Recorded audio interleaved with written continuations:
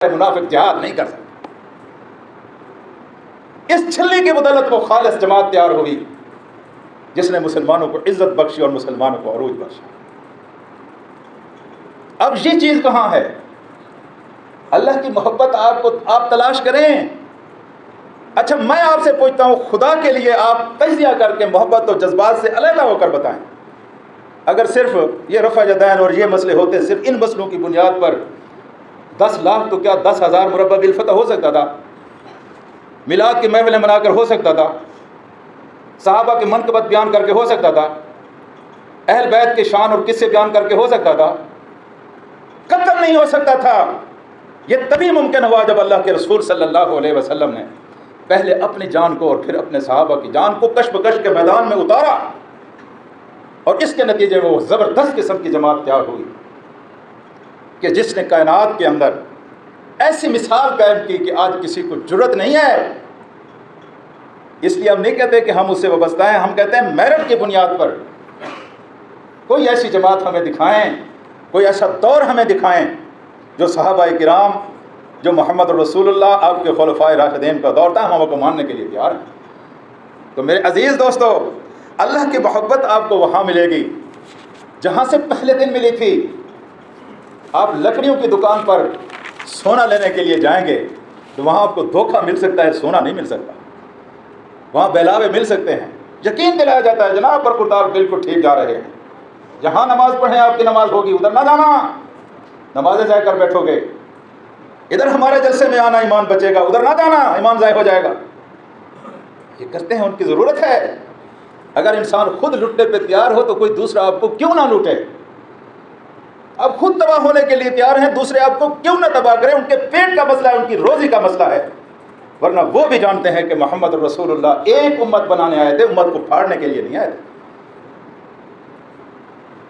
کوئی تب بنتی ہے آپ کی نماز، قرآن ایک ہے، کعبہ ایک ہے، نبی ایک ہے، 99% نمازیں آپ کی ایک جیسی ہیں، سجدہ ایک جیسا، قیام ایک جیسا، رکوع ایک جیسا، سجود ایک جیسا، نماز میں پڑھی جانے والی ساری عبارت ایک جیسی۔ چھوٹے چھوٹے مسئلوں کے اوپر تم نے مسجدیں تقسیم کر دی ہے، تمہیں شرم نہیں آئی؟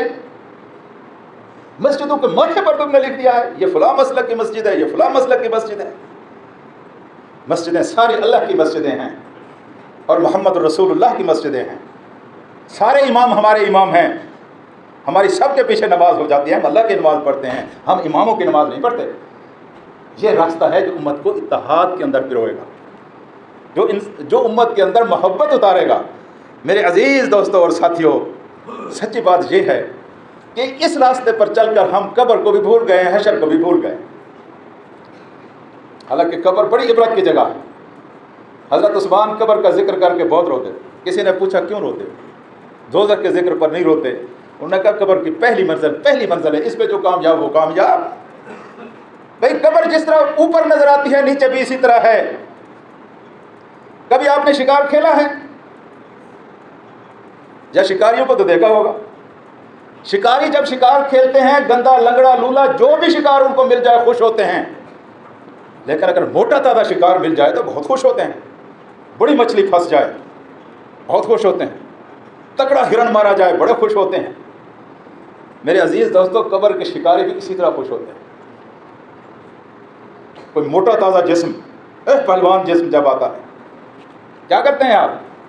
12 گھنٹے مرنے کے بعد نہیں رہنے دیتے، 12 گھنٹے کے ساتھ 12 گھنٹے اور ملا لے، مجبوری کی حالت میں 24 گھنٹے، چلو بحالت اضطرار 12 گھنٹے اور ملا لے، 36 گھنٹے۔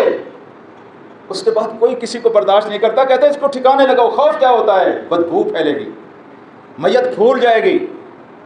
میت کے پھولنے کا بالکل یہی وقت ہے جو آپ نے اندازہ لگایا، ٹھیک اندازہ لگاتے ہیں۔ اگر آپ نے 12 گھنٹے یہاں رکھا ہے تو پھر 24 گھنٹے کے بعد عمل شروع ہو جائے گا۔ اگر 24 گھنٹے رکھا ہے تو زیادہ سے زیادہ 5-10 منٹ کے بعد قبر کے اندر عمل شروع ہو جاتا ہے۔ اور قبر کے اندر جو عمل شروع ہوتا ہے وہ بدبو کا عمل ہے۔ وہ بدبو کہاں ہے؟ وہ دعوت نامہ ہے، وہ پیغام ہے، وہ منادی ہے۔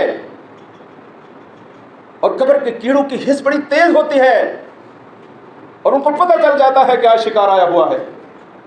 ادھر سے بھی آتے ہیں، ادھر سے بھی آتے ہیں، ادھر سے بھی آتے ہیں، ادھر سے بھی آتے ہیں۔ اور اگر تکڑا موٹا تازہ شکار آ گیا جس کے جسم کے اوپر تہیں جمی ہوئی ہیں گوشت کی، بڑے خوش ہوتے ہیں، مزہ آ گیا، اور پھر وہ فیصلہ کرتے ہیں کہ اب اس کو کہاں سے شروع کیا جائے۔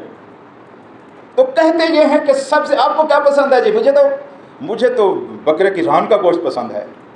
مرغی کا کون سا گوشت پسند کرتے ہیں؟ جی مجھے تو بس اس کی ٹانگیں پسند ہیں۔ کوئی کہتا ہے مجھے سینہ پسند ہے۔ بھائی قبر کے کیڑوں آپ کو کیا پسند ہے؟ ان کا متفق کا فیصلہ ہے کہ ہمیں سب سے زیادہ عزیز انسان کی آنکھوں کے ڈھیلے پسند ہیں۔ تیری آنکھوں کے سوا دنیا میں رکھا کیا ہے؟ وہ خوبصورت آنکھیں،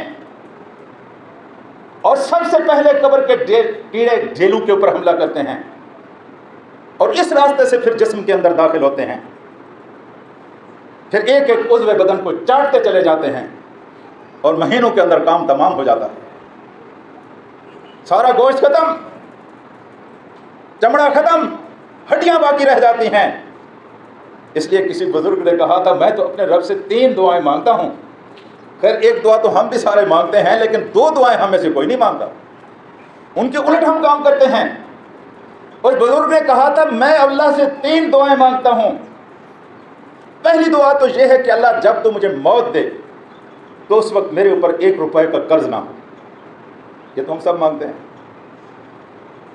قرض لے کر سارے کام کر لیتے ہیں، قرض ادا نہیں کرتے، یہ بھی ہمیں پتہ ہے۔ یہ بہانہ وہ بہانہ، بھائی وہ اہم تر چیز ہے۔ قرض بھی آپ پر ہے، عمرے پر بھی جا رہے ہیں، قرض بھی آپ پر ہے، حج بھی کر رہے ہیں، حضرت صاحب پہلے قرض ادا کریں۔ خیر تمنا سب کی ہوتی ہے، دعا سب اللہ قرض سے بچا۔ دوسری دعا اس بزرگ نے کہی تھی اللہ میں تجھ سے دعا مانگتا ہوں کہ جب تو مجھے موت دے تو میرے نام پر 1 مرلہ زمین کا نام۔ بڑا سخت حساب ہے، سب چیز کا حساب ہے، لیکن زمین کا حساب بہت زیادہ سخت حساب ہے۔ 1 مرلہ زمین کا میرے نام نہ ہو، میرے نام کوئی جائیداد نہ ہو۔ اور تیسری دعا جو اس نے مانگی تھی وہ یہ تھی کہ اللہ جب میں مروں تو میرے جسم کے اوپر گوشت کی بوٹی نہ ہو، قبر کے کیڑے دھمال نہ ڈالیں، بڑا شکار آیا ہے اور ان کی موج لگ جائے، بلکہ میں جب اس دنیا سے جاؤں تو بالکل دبلا پتلا ہو کر جاؤں۔